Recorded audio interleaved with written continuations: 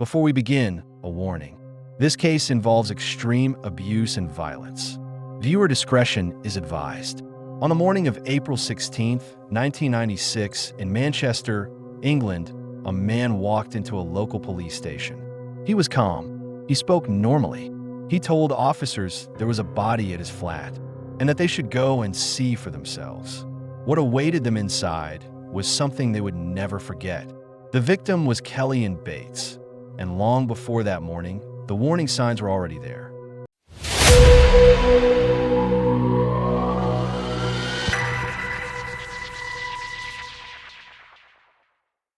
Kelly Ann Bates was born in 1979 and spent her early years living with her family in England.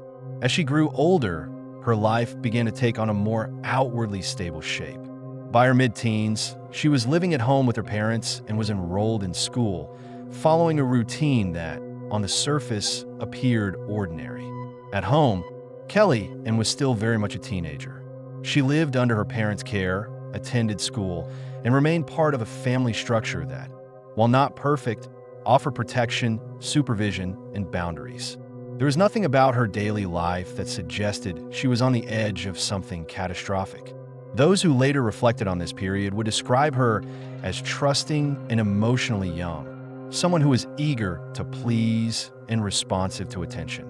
Like many teenagers, she was beginning to test independence, but she was still firmly rooted in her parents' household. That sense of normalcy would not last. Kelly Ann met James Patterson through a situation that should have carried no risk at all.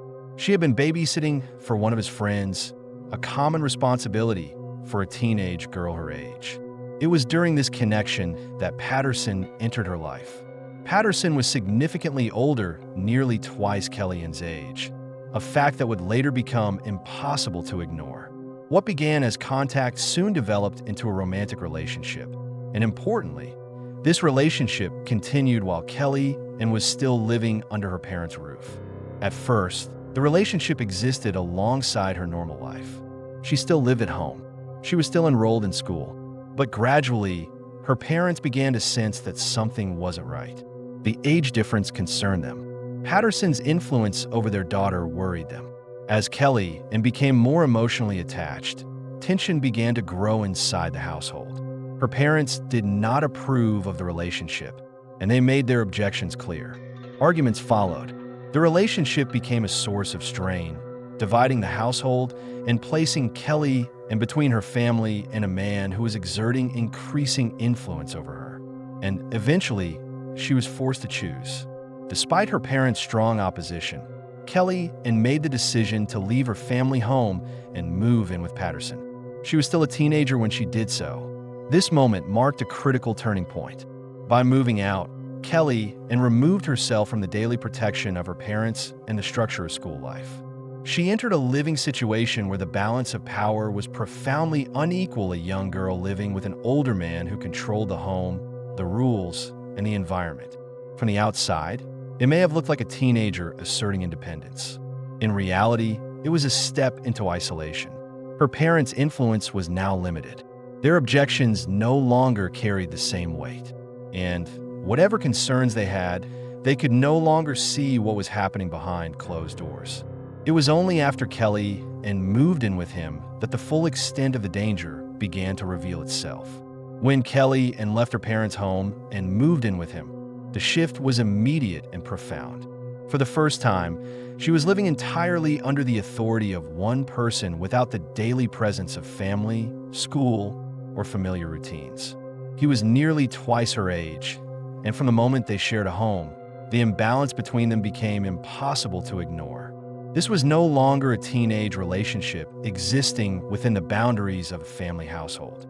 This was a closed environment, one where Patterson set the rules, controlled the space, and dictated the rhythm of daily life. To anyone outside the flat, Patterson appeared unremarkable. There was nothing outwardly alarming about him that would have immediately drawn attention. But inside the flat, the dynamic was entirely different. Kelly Ann's movements became restricted. Her contact with others was limited. Small acts of independence, things most people wouldn't think twice about, were met with punishment. What had once been a relationship now began to resemble ownership. And this was only the beginning. At first, the control was subtle. Rules were introduced gradually about where Kelly could go, who she could speak to, and how she was expected to behave.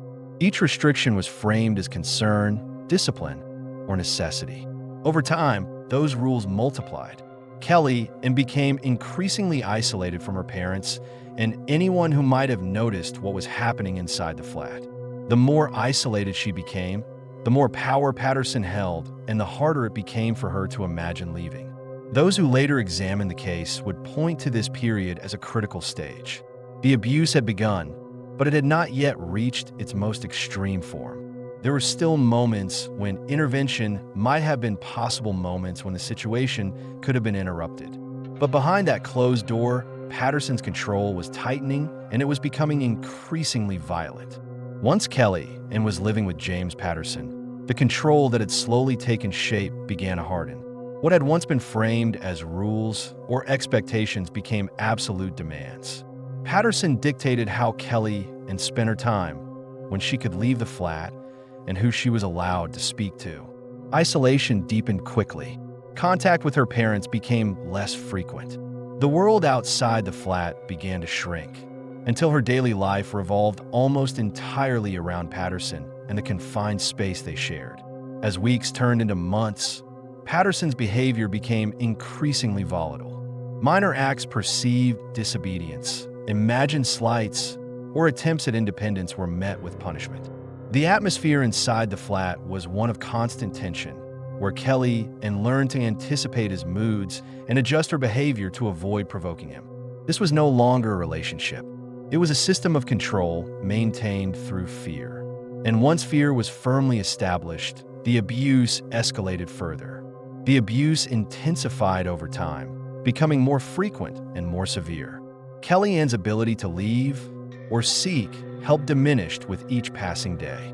She was physically isolated, emotionally trapped, and entirely dependent on the man who was harming her. From the outside, there were moments when the severity of what was happening could be glimpsed. Her parents grew increasingly alarmed as contact became sporadic and strained.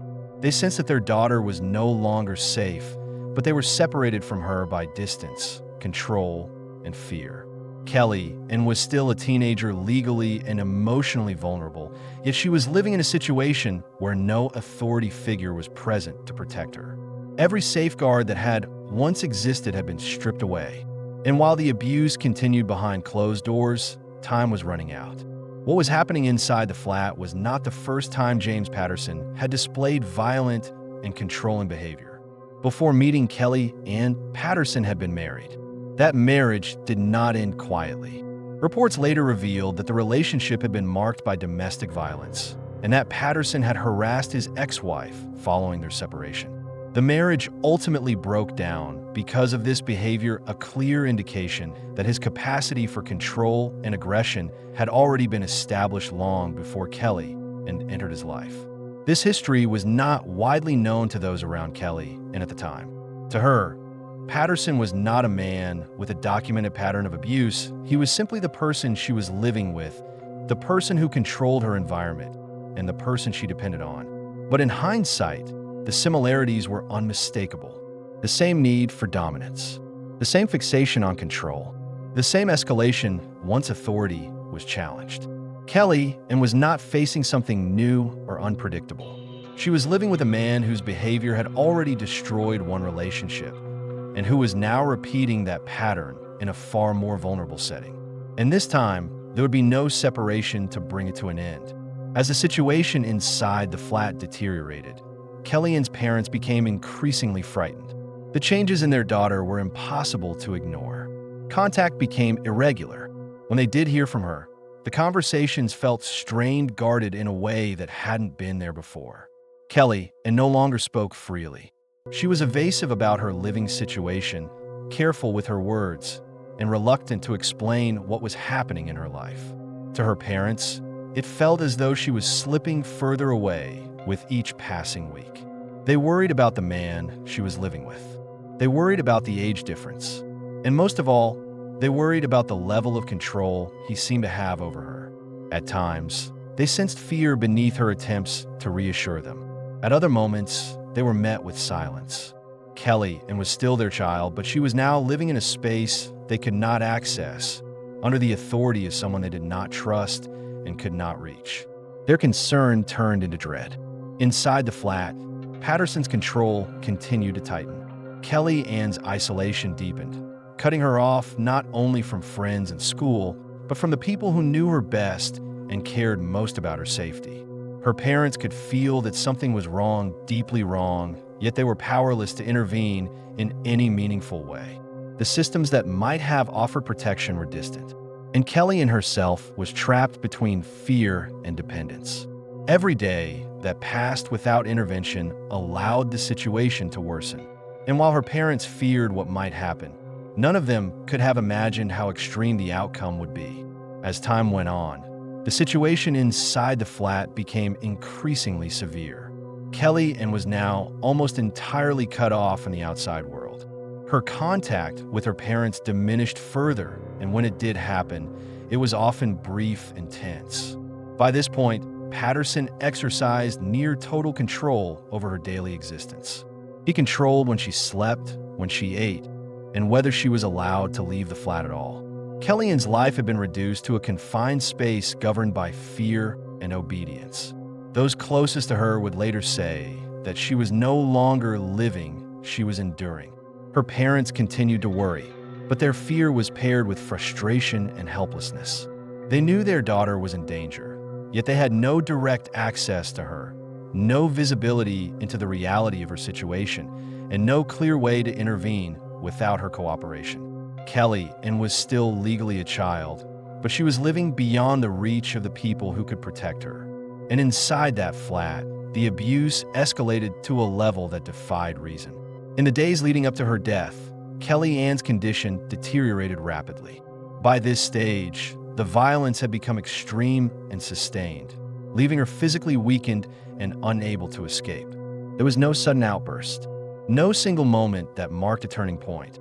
Instead, it was a result of prolonged cruelty, a gradual destruction carried out behind closed doors, unseen and unchecked.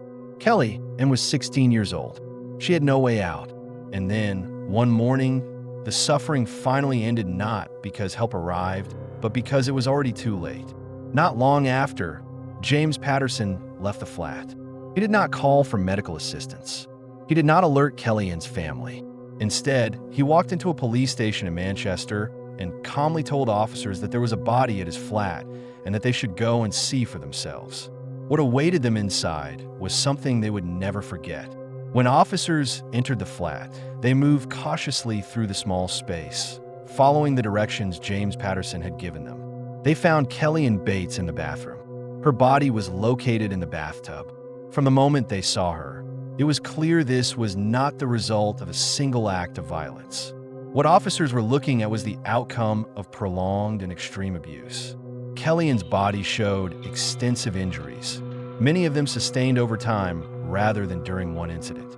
Her face was badly damaged. One of her eye sockets had been broken, the result of severe blunt force trauma. The injuries were not isolated. They were spread across her body, indicating repeated assaults rather than a sudden loss of control. This was not a fight. It was sustained cruelty. As forensic specialists examined Kellyan's body, the medical cause of death became clear. She had suffered multiple blunt force injuries inflicted over an extended period of time. These repeated assaults had gradually weakened her, leaving her physically unable to resist or escape. Among the injuries was severe trauma to her head, including fractures consistent with repeated blows. This head trauma caused fatal damage to her brain, and it was this injury that ultimately ended her life. Medical experts concluded that Kelly did not die from a single sudden strike, but from the cumulative effect of sustained violence, culminating in the head injury that proved fatal. In other words, her death was not instantaneous. It was the final result of systematic, escalating abuse. Even experienced officers were deeply affected by what they documented. It wasn't only the extent of the injuries, it was the realization that this had happened over time, behind closed doors, while a vulnerable teenager was trapped with her abuser. There were no signs of panic. No attempt to seek help. Patterson had left Kelly in the bathtub, walked out of the flat, and calmly gone to a police station to report that there was a body at his address. The contrast between the brutality of the scene and the composure with which it was reported only deepened the horror of the case. When the case went to court, the jury was confronted with the full medical reality of what Kellyanne Bates had endured. Forensic pathologists testified that her injuries were not consistent with a sudden altercation or a single violent episode. Instead, they described a pattern of sustained and escalating abuse, inflicted repeatedly over time. The court heard that Kellyanne's body showed signs of systematic violence, with injuries at different stages of healing clear evidence that the abuse had not occurred all at once, but had been ongoing. Medical experts explained that the fatal head injury was only the final act in a prolonged series of assaults. By the time that injury was inflicted, Kellyanne was already severely weakened, both physically and psychologically. The prosecution made it clear this was not an impulsive crime. It was a deliberate course of cruelty. Members of the jury struggled to maintain composure as the testimony unfolded. Even in a courtroom accustomed to hearing violent cases, the details stood apart for their severity. Prosecutors argued that James Patterson had exercised total domination over Kelly and isolating her, controlling her movements, and subjecting her to continuous abuse until she was completely defenseless. They emphasized the imbalance of power. An adult man with a history of domestic violence, exerting absolute control over a 16-year-old girl. The prosecution told the jury that Kellyanne had not died because help failed to arrive in time. She died because she was prevented from ever reaching help. This was murder carried out through sustained abuse, not a single act of rage. After deliberation, the jury returned a verdict of guilty of murder. There was no uncertainty, no competing explanation. The evidence, medical, forensic, and circumstantial, left no doubt as to responsibility. James Patterson showed little visible reaction as the verdict was read. Kellyanne's parents, sitting in court, were forced to relive the reality they had feared for months, now confirmed in full, devastating detail. At sentencing, the judge described the crime as one of exceptional cruelty. The court acknowledged not only the fact of Kellyanne's death, but the prolonged suffering that preceded its suffering inflicted deliberately and repeatedly. James Patterson was sentenced to life imprisonment, with a minimum term of 20 years to be served before any possibility of parole could be considered. The judge stated plainly that the sentence reflected the severity, duration, and calculated nature of the abuse. For Kellyanne's parents, the sentence offered no comfort, only a measure of accountability. Their daughter was gone. What makes Kellyanne Bates' story especially painful is that the danger wasn't invisible. Her parents had concerns from the beginning. They questioned the relationship. They worried about the age difference. They felt that something wasn't right. Kellyanne was still living under their roof when the relationship began, and even then, there were warning signs. But like many parents faced with a teenager determined to make her own choices, they hesitated. They didn't stop the relationship when they still could. They didn't force a break when Kellyanne was still within reach. They hoped concern, boundaries, and time would be enough. They were wrong. When Kellyanne moved out to live with James Patterson against their wishes, the last real opportunity to intervene slipped away. From that moment on, they were no longer watching closely from the inside. They were waiting anxiously from the outside. By the time fear replaced doubt and doubt turned into certainty, it was already too late. Kellyanne was 16 years old. She did not have the life experience or power to protect herself from a man who was older, controlling, and already known for violence. The people who loved her most saw the danger, but not soon enough and not forcefully enough. This case is a reminder that hesitation can be deadly, that discomfort, denial, and the hope that things will work themselves out can cost lives. If you see a young person being isolated, controlled, or pulled into a relationship that feels wrong, don't wait. Don't soften it. Don't assume it will resolve on its own. Because once control fully sets in, the chance to intervene may be gone forever.